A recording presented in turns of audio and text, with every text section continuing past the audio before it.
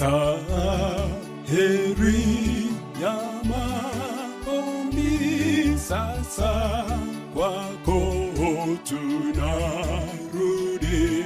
sumbuku ya kuondoa shida zetu na pungufu.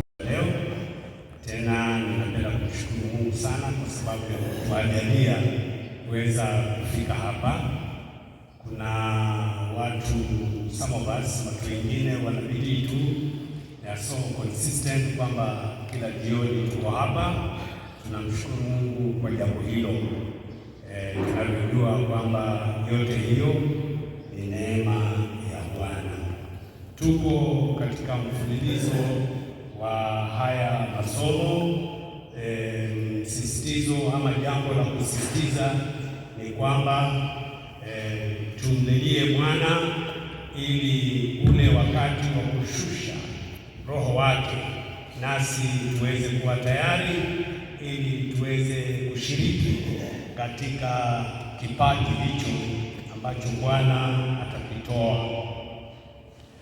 Kumbuka katika msururu wa masomo hayo juu tulikuwa tukisema tunahitaji kuwa tunaomba kwa bidii, tuwe tunaomba kwa bidii.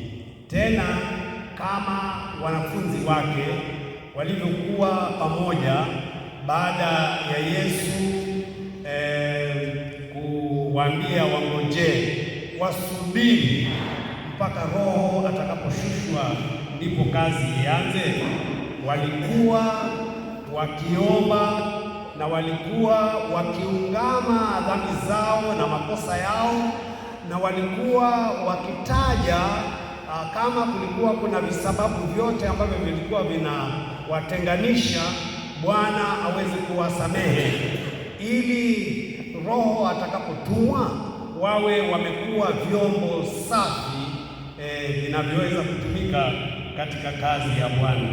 Pia ninataka kusisitiza kwamba jambo hilo ni lazima liendelee. Pia sisi nasi tuweze kuja pamoja. Wakati tuko pamoja, tuendelee kutafuta kama kuna visababu vyote vile ambavyo vinaweza kutufanya tusimwagiwe Roho wa Bwana. Mungu aweze kutusafisha ili tuweze kuwa tayari kumpokea huyo Roho. Kwa hivyo vipindi hivyo ama wakati huyo Roho atakapokuja, ni lazima tuwe tumemwambia Bwana kwamba atusamehe makosa yetu yale tumemkosea yeye, na pia atusamehe makosa yetu yale ambayo tumekoseana. Ndipo tukasoma lile fungu la Yohana wa kwanza sura ya kwanza, tulilisoma wakati huo. Tuondolee udhalimu wetu wote. Sasa leo sisitizo litakuwa kuwafanya watoto kuwa wanafunzi, kuwafanya watoto kuwa wanafunzi. Basi msingi wetu wa neno hilo utapatikana katika kile kitabu cha Joeli. Tutarudi hapo tena, tumeshakisoma lakini hatujakiangalia kabisa yale maneno yanayosemwa pale, tukaangalia kila neno hili linasemaje. Kitabu cha Joeli sura ya 2 na aya ni ya 28 na 29, hizo aya mbili. Joeli 2 fungu la 28 na 29, soma sema: hata itakuwa baada ya hayo nitamimina Roho wangu juu ya wote wenye mwili, wana wenu na binti zenu watatabiri, wazee wenu wataona ndoto, na vijana wenu wataona maono, hata juu ya watumishi wangu wanaume kwa wanawake, katika siku zile nitamimina Roho wangu. Asante. Bwana anasema kwa wana zenu, wana wenu na binti zenu na vijana wenu, vijana wetu. wakina mama, wakina baba, kwa wenye mwili wote, yule Roho anatosha, yaani ule uwezo ule Mungu atauachilia ili uweze kufika kwa kila mtu. Lakini nimesema kwamba kila mtu ni wale ambao wanafanya matayarisho, na yale matayarisho ambayo tumesema matayarisho ni kuomba kama vile Yesu alivyoomba, na jana tukaona kwamba kuomba, tena kuomba kwa bidii, earnestly praying. Yesu akafika pahali akaomba kwa bidii. Unaona, katika masomo ya watoto ama katika mafundisho ya watoto, ukienda kile kitabu cha Kumbukumbu la Torati sura ya 6 na kuanza lile fungu la 4 la 5 la kuteremka namna hii, linasema kwamba basi wafundisheni watoto wenu kwa bidii. Unaweza kuwafundisha tu, lakini Mungu anataka bidii. Mungu anataka bidii. Hata sisi wakati wa kuomba ni tufike pahali ambapo tutaomba kwa namna gani? Kwa bidii. Hiyo ni sawa, tulizungumza na tukaafikiana. Lakini sasa nataka tuzungumze juu ya watoto wetu, wale watoto wetu. Kuna wengine tuna watoto ambao bado ni wadogo tu, hao wanaenda shule za chekechea, unasikia ni klasi ile cha kucheza kwanza, play group, alafu utasikia ni PP1, alafu utasikia ni PP2 and so on and so on, alafu anze yale magrade yao. Hao watoto wetu tu, hawa watoto wetu, kitu cha kwanza, je, wanajua kujiombea? Hawa watoto wetu, mnajua hawa watoto wetu si watakatifu. They are not saints by nature, for we are not saints, and we who are not saints, hatuwezi kuzaa saints. That is impossible. Ndipo Zaburi tuliona jana kwamba Daudi anasema, nilizaliwa katika hali ya nini? Ya dhambi. Mama yangu alinitunga mimba katika dhambi, katika uovu. Kwa hivyo watu wanazaliwa tayari ni nini? Ni waovu. Nataka nisisitize tu, si jambo ambalo hatulijui, lakini nataka tusisitize tu ili tulione kama hili jambo hili tutakabiliana nalo namna gani. Hawa watoto wetu ni waovu kwa sababu sisi wenyewe wazaa tu waovu. Sasa hawa watoto wetu hawajui kujiombea. Jambo hilo la kwanza, hawajui kujiombea. Mnajua wanapaswa kuomba, wanapaswa kujiombea, na zaidi ya kujiombea, wanapaswa kujiombea tena kwa bidii, kama vile Yesu alivyojiombea kwa bidii. Sasa watoto wetu hawajui kujiombea. Sasa ninataka kusema hivi, mambo mengine Bwana atatuajalia kuyatafakari hata tutakapokuwa tumetoka hapa.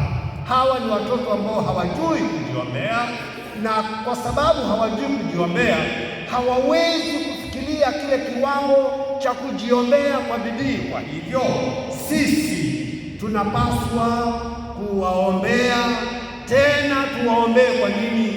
Kwa bidii. Lakini wale wanaoendelea kukua ni wajue kwamba wafundishwe kuomba, na wale ambao wanajua tayari kuomba ni wafundishwe kuomba kwa nini? Kwa bidii. Sasa kile ninachokiona mimi, ninasema hivi, kama huyu mwalimu ambaye atawafundisha hao watoto anaomba lakini hajaomba kwa bidii, shida itakuwa hapo. Watoto hawatafikiria kile kiwango cha kuomba, tena kuomba kwa nini? Kwa bidii. Sasa lile ninalolisema ni hili kwamba hatuna budi ila tuanze kuomba, tena kuomba kwa nini? Kwa bidii, ili hawa watoto wetu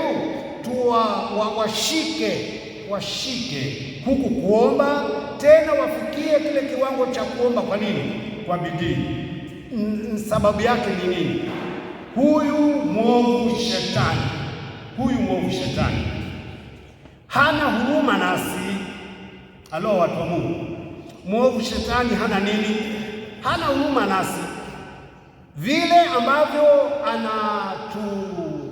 anatunyemelea hivyo hivyo, vile ambavyo anatunyemelea sisi watu wazima, hivyo hivyo tena ananyemelea wakina nani?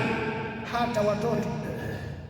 Sisi watu wazima saa nyingine tunajipata watu wengine wameingia kwa cults. Si mnasikia hizo habari za cults? Na mnajua watoto pia, vijana nao wananyemelewa ni shetani na wameingia kwa cults. Vijana wengi tu, ninasema huyu shetani hana huruma. Kama wewe ni mama, kama wewe ni baba, kama wewe ni kijana, kama wewe ni mtoto, atakapokuingiza huko sasa anakutumia tu kama anavyopenda. Jambo hilo ni zito tu, jambo hilo ni zito tu. Jambo lingine kuambatana na hilo, hawa watoto wanapaswa kujua jinsi ya kuomba msamaha, jinsi ya kutubu, jinsi ya kuomba msamaha, kwa sababu kama hawaombi hawatafaulu, na kama hawajui kuungama pia hawatafanya nini? Hawatafaulu. Kwa nini waungane? Kwa sababu ni wenye dhambi. Kwa nini sisi tunaungana? Kwa sababu tu wenye dhambi. Sasa hawa watoto hakuna njia nyingine mkato, hakuna njia nyingine rahisi. Kwanza ni tuwafundishe, kama wametukosea sisi, wajue kuomba msamaha, waseme Baba, nimekosa, ufanye nini? Unisamehe. Kama wamemkosea mama, wajue kusema mama, nimekosa, ufanye nini? Unisamehe. Ndipo sasa waanze kuelekeza makosa yao na dhambi zao kwa nani? Kwa Baba Mungu. Tuwafundishe kwamba wanapaswa kuomba msamaha kwa Baba Mungu. Ndipo wakati unapowafundisha kuomba, unawaambia Mungu, tusamehe dhambi zetu na makosa yetu. Tena hata huyu mtoto msamehe dhambi zake na makosa yake. Nataka niwapatie mfano mdogo tu. Hawa watoto wote, umri wote, tangu wadogo, mpatie peremende, mpatie kitu chochote, kama ni biskuti ama kama ni ndizi, kitu anachokipenda, alafu mwambie baba, mama, hebu nikatie na mimi. Mara nyingi asema anahisi kwamba anapungukiwa akikupatia. Huo ni uchoyo, si ndio? Na Biblia inasema wachoyo hawatafanya nini? Hawatarithi uzima wa milele na milele. Hilo ni dhambi, hilo ni kosa, na inapaswa yeye mwenyewe ajue kuungama mbele za nani? Mbele za Mungu wetu.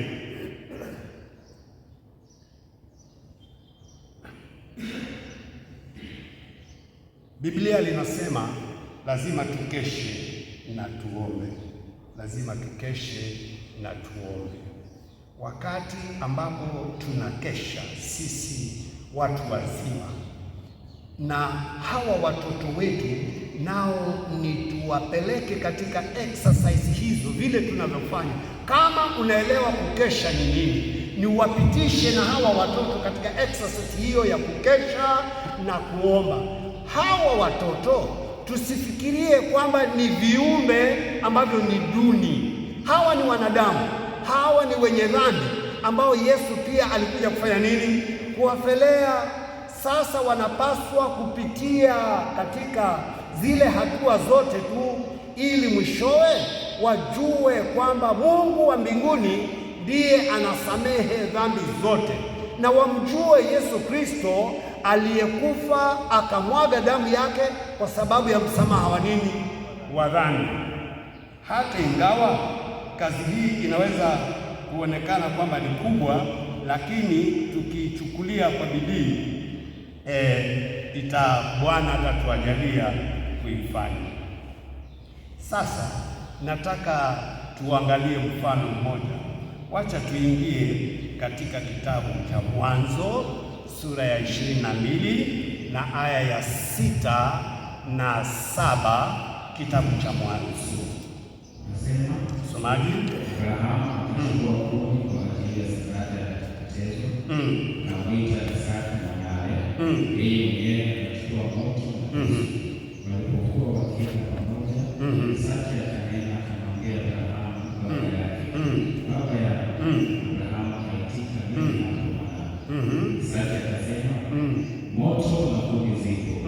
Je, yuko wapi mwana-kondoo kwa ajili ya sadaka ya kuteketezwa? Asante.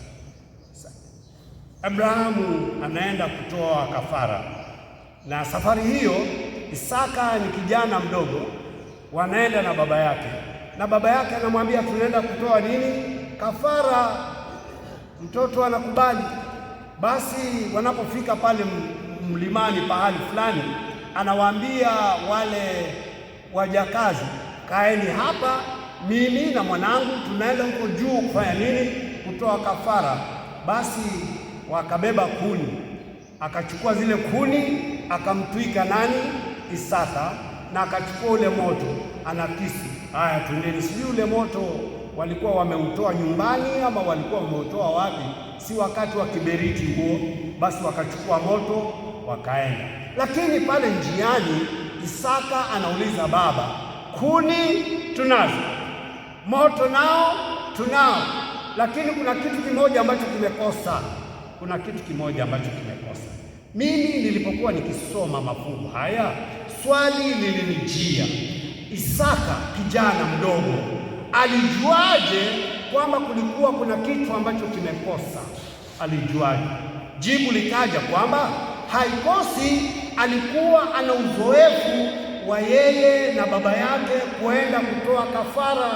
Walikuwa wakibeba moto na wakibeba kuni. Kuna kitu kingine walikuwa wanabeba, na kile kitu kingine walichokuwa wanabeba akakiona hakipo.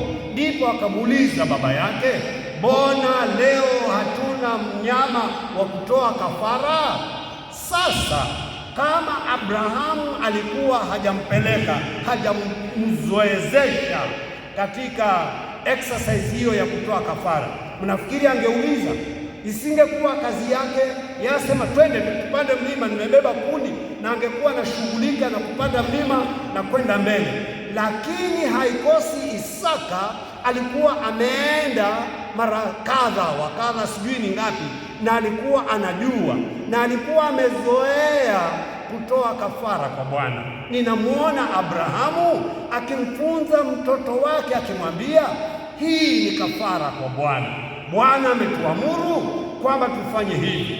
Tutabeba kuni, tutakuwa na mnyama na tutakuwa na kisu. Mnyama tutamchinja, tutamweka juu ya madhabahu na tunamtoa kafara kwa Bwana. Isaka alikuwa amejua. Bwana Yesu asifiwe. Mimi ninapofika hapo, moyo wangu unakuwa mzito. Je, watoto wetu wanajua jinsi ya kutoa kafara kwa Bwana? Mimi ninafikiria kwamba haikosi hata Abrahamu alimwambia huyu kafara tunayemtoa, si kwamba yeye ndio mambo yote, sio kwamba yeye anaondoa dhambi na kumaliza dhambi, lakini atakuja yule ambaye ni kafara wa Bwana, ambaye Bwana anamkubali kuzichukua dhambi za ulimwengu. Bwana Yesu asifiwe.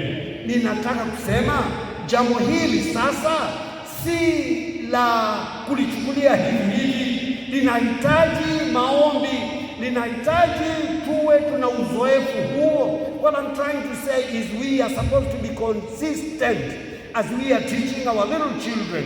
As they grow, they may grow with this idea of sacrificing to the Lord, repenting. Haikosi walipokuwa wakimtoa yule kafara pale kwenye madhabahu, haikosi Abrahamu alikuwa akisema, Baba, sisi ni wenye dhambi. Bwana Yesu asifiwe. Ninamwona Isaka alikuwa hayo maneno ameyasikia. Kwa hivyo alikuwa anajua tunapotoa kafara ni juu ya msamaha wa dhambi zetu. Bwana Yesu asifiwe. Hawa watoto wetu tumewawacha wapi? Je, tumewawacha katika dunia nyingine? Na sisi tuko katika dunia nyingine, dunia ya kiroho, na watoto tumewawacha katika dunia ya kiulimwengu, kiasi cha kwamba sisi kama ni kwenda mbinguni, basi tutahuishwa sisi peke yetu twende mbinguni na watoto wetu wasiende mbinguni. Kumbuka, kuna lile fungu linalosema, liko wapi lile kundi jema nililokupatia? Mkumbuke mzee Eli. Mzee Eli, watoto wake walikosea, watoto wake walifanya mambo ambayo hayakuwa sawa. Sijui kama alichukua hatua gani, lakini mwishowe wale watoto wake Bwana akawakataa, akawaambia, kwa sababu hiyo mtakufa. Lakini mzee Eli, kwa sababu ya watoto wake, hata yeye alikufa kifo ambacho hakipendezi. Ninasema kwamba jambo hili la watoto wetu, si jambo rahisi. Tusijifikirie kwamba tuko tayari na watoto wetu wako maili kadhaa nyuma yetu na sisi tuko mbele yetu. Hiyo njia wataionaje? Tunatakikana tutembee pamoja. Sasa turudi katika kitabu cha Joeli tena, sura ni ile ya 2 tena, lakini tunaangalia fungu la kwanza. Joeli sura ya 2 na fungu la kwanza nasema, pigeni tarumbeta katika Sayuni, pigeni mbiu katika mlima wako mtakatifu, wote waishio katika nchi na watetemeke, kwa kuwa siku ya Bwana inakuja, iko karibu. Anasema piga tarumbeta, ipige kwa sauti tu. Anasema wacha watu wote wasikie. Na tunaposema watu wote, ndugu zangu na dada zangu, wakati mwingi tunasahau watoto. Wacha hata watoto wetu wasikie kwamba Bwana, the Lord himself is coming. Hata watoto nao wapate ufahamu, wawe wanajua katika mawazo yao. It may appear a realistic thing, kwa sababu wao pia ni candidates wa mbinguni. Wajue kwamba kwa hakika Bwana anafanya nini, anakuja, na kuna umuhimu, kuna haja ya kwamba watu wajitayarishe kwa kurudi kwa Bwana. Mnajua, kama watoto hawajui jambo hili, kule kujitayarisha kwa kuja kwa Roho Mtakatifu hakutakuwa na maana kwao, Kwa hivyo hiki ni kitu cha kwanza cha watoto wawe wanahakika nacho tu, isiwe katika mawazo yao ni jambo la kufikirika, isiwe katika mawazo yao ni jambo ambalo linasemwa kanisani, lakini ni wawe wana uhakika kwamba hapa duniani tutapahama, Mnajua wazazi wenzangu, kama una transfer kwenda mahali pengine, kwa mfano ninyi wafanyikazi mna transfer na hata mlivyokuwa mnakuja kutoka zile sehemu nyingine, mliwaambia watoto, si ndio? Mliwaambia watoto kwamba sasa tumehamishwa, tunaenda mji mwingine. Sisi familia ya Katubu tulikuwa tunaishi mahali pengine huko Kenya, sehemu nyingine. Tukaishi huko tu miaka kadhaa, mpaka tukawa tunaimba nyimbo za kihuko, mpaka ikawa kana kwamba hiyo ndio ilikuwa lugha yetu. Ikawa ya kwamba kila mtu, hata tukiwa nyumbani, tunazungumza lugha hiyo. Ikawa kana kwamba sisi ni watoto wa kule. Hata wale watoto wa kule tulikuwa tukicheza nao katika lugha yao. Lakini siku ikaja, wazazi wetu wakatuambia, Sasa tutatoka hapa turudi Mombasa, turudi kwetu Mombasa. Mnajua ilileta furaha fulani katika mioyo yetu, furaha fulani mpaka tukatunga wimbo, na tulikuwa watoto wadogo tu.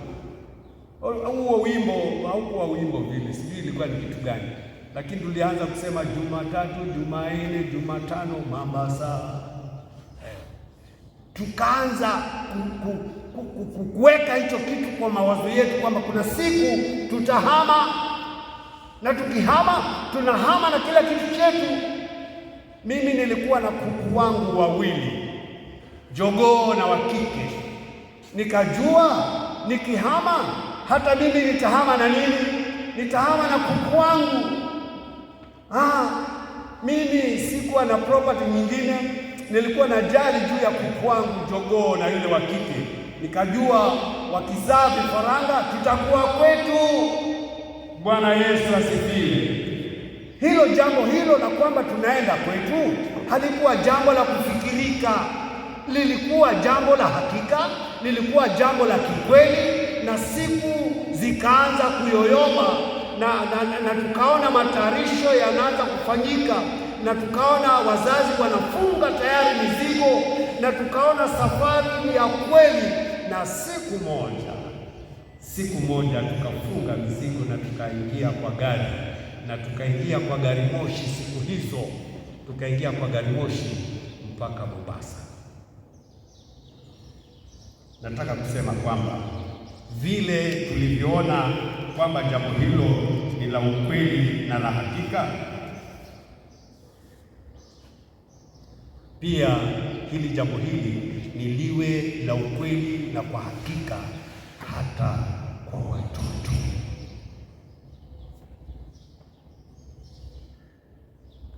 Angalia katika kitabu cha Matendo sura ya 2. Matendo sura ya 2 aya ya 17. Kitabu cha Matendo. Katika siku za mwisho, sema Mungu, nitamimina Roho wangu juu ya wote ulimwenguni. Wana wenu na binti zenu watatabiri, vijana wenu wataona maono, na wazee wenu wataota ndoto. Hebu anza 16 ili tuelewe ni nani anazungumza. La, hili ni jambo lililotabiriwa na nabii Yoeli. 16. Unaanza 16 alafu teremsha. Na hili ni jambo lililotabiriwa na nabii Yoeli akisema, katika siku za mwisho, asema Mungu, nitamimina Roho wangu juu ya wote ulimwenguni. Wana wenu na binti zenu watatabiri, vijana wenu wataona maono, na wazee wenu wataota ndoto. Asante. Petero alipokuwa anahubiri, baada ya kupata kile kipawa, alichemka tu. Unajua kile kipawa kikitokea, hutanyamaza, hatutanyamaza, huwezi kujizuia. Na akaanza akasema, mnaona hili linalofanyika, watu wanasema kwa lugha mbalimbali, ni kama vile nabii Joeli alivyosema. Na sasa tuko katika Agano Jipya, anazungumza juu ya kitabu kilichoko katika agano gani? Agano lile la kale. Angalia, ni miaka imepita, lakini Petro anarudi tena kule kwa kitabu kile cha Joeli sura ya 2. Ninataka kusema hivi kwamba hata huu wakati wa mwisho, hiki kitabu hiki kitaendelea tu. Si kwamba kimepangiwa miaka ama vizazi vya kusema maneno haya hayatavuka hapa, hayatavuka hapa. Ukipiga picha utaona wale waliokuwa wameketi pamoja na wanangoja. Utaona kwamba kama kulikuwa kuna watoto, lakini wengi wao walikuwa ni watu wazima, wakina baba na wakina mama. Hao ndio walikuwa wanafunzi wa Yesu, kwa sababu Yesu aliwaita mmoja mmoja, na wale wakina mama wengine walimfuata Yesu. Kwa hivyo walikuwa wanaonekana ni watu wazima. Lakini Joeli anasema hata nyakati hizo, hata watoto wenu watamiminiwa nini? hiyo roho. Sasa nataka tunamaliza hivi. Kama Yesu aliwaambia wanafunzi wake, kaeni hapa mungojee, ili mpate nguvu. Hawa watoto wetu, hawa vijana wetu, je, wanakaa hapa pamoja na sisi ama wao wako kwingine? Je, wakati ambapo tunajitayarisha ili kile kipawa kiweze kumwagwa, wakati tunangojea kupokea, tuko na vijana wetu hapa, wavulana na wasichana, au wale wavulana na wasichana wako kwingine? Hawa watoto wengine wa umri mdogo, je, wanaelewa kwamba inatupaswa tuchukue wakati ili kungojea? Mimi ninachokisema wakati huu wa jioni ya leo ni kwamba lazima kila mtu ambaye anajulikana kwamba anamngojea Yesu Kristo, yaani katika nyumba za watu wa Mungu, hawa watoto pia lazima waelewe tunaenda wapi. Angalia kule Misri, walikuwa wamesikia tu kwamba tutaenda Kana, lakini siku ikafika kwamba tunaenda lini? Tunaenda kesho. Farao akauliza, mnaendaje?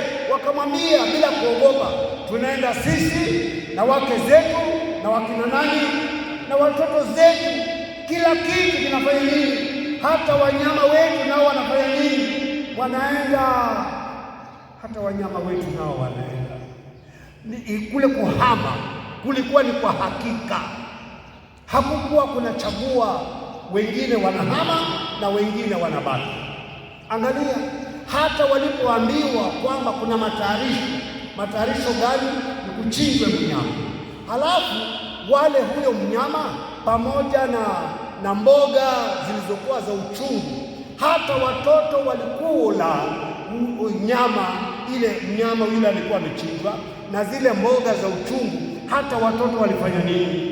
Walikula. Ninasema ni exercise ambayo ili involve kila human being, kila mtu aliyekuwa ako hai,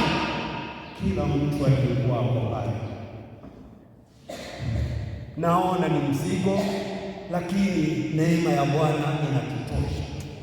Jambo la muhimu ni kwamba lazima tulichukulie jambo hilo na uzito wake, na tuanze